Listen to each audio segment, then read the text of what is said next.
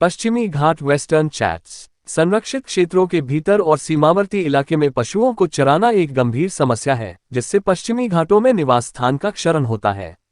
मानव वन्यजीव संघर्ष। पश्चिमी घाट में आबादी घनत्व अधिक होने के कारण मानव वन्यजीव संघर्ष एक सामान्य घटना है।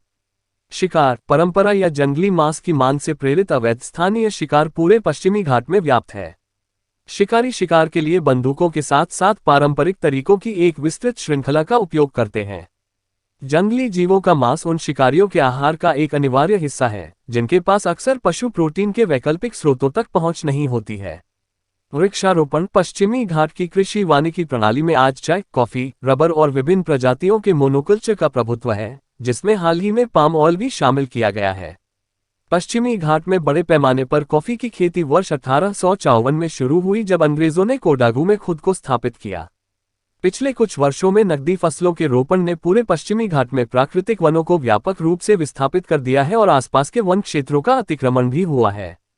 मानव बस्तियों द्वारा अतिक्रमण। मानव बस्तियां भूमि स्वामित्व के कानूनी या पारंपरिक अधिकार पर पूरे पश्चिमी घाट में संरक्षित क्षेत्रों के भीतर और बाहर दोनों जगह बसी होती हैं और जैव विविधता के लिए एक खतरे के रूप में मौजूद रहती हैं। जलविद्युत परियोजनाएं। पश्चिमी घाट में बड़ी बांध परियोजनाओं के परिणामस्वरूप सरकार और कंपनियों द्वारा लागत लाभ विश्लेषण और पर्यावरणीय प्रभाव आकलन के बावजूद पर्यावरण एवं सामाजिक व्यवधान उत्पन्न हुआ है। वनों की कटाई। वन भूमि का कृषि भूमि में परिवर्तन या पर्यटन जैसे व्यावसायिक उद्देश्यों के लिए एवं लकड़ी के लिए अवैध कटाई से जैव विविधता पर नकारात्मक प्रभाव पड़ा है। जलवायु परिवर्तन। वनों की कटाई और भूमि उपयोग में परिवर्तन के कारण वर्षा की अवधि और तीव्रता में बड़ा बदलाव आया है। जलवायु परिवर्तन को हाल के दिनों में कई क्षेत्रों में बाढ़ का कारण माना गया है।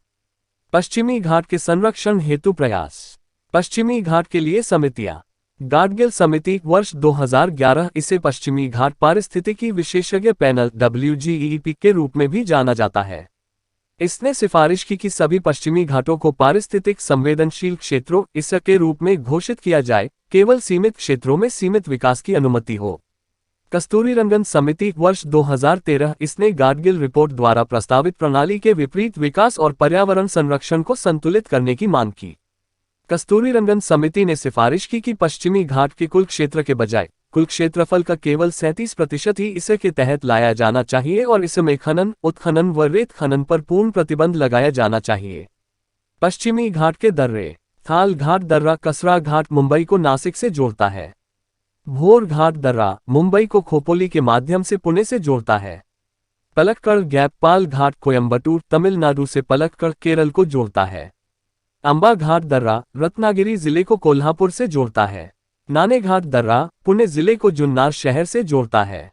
अंबोली घाट दर्रा महाराष्ट्र के सावंतवाड़ी को कर्नाटक के बेलगाम से जोड़ता है। अगर आपको ये जानकारी अच्छी लगे तो आप CB ज्ञान को सब्सक्राइब, लाइक और शेयर करें।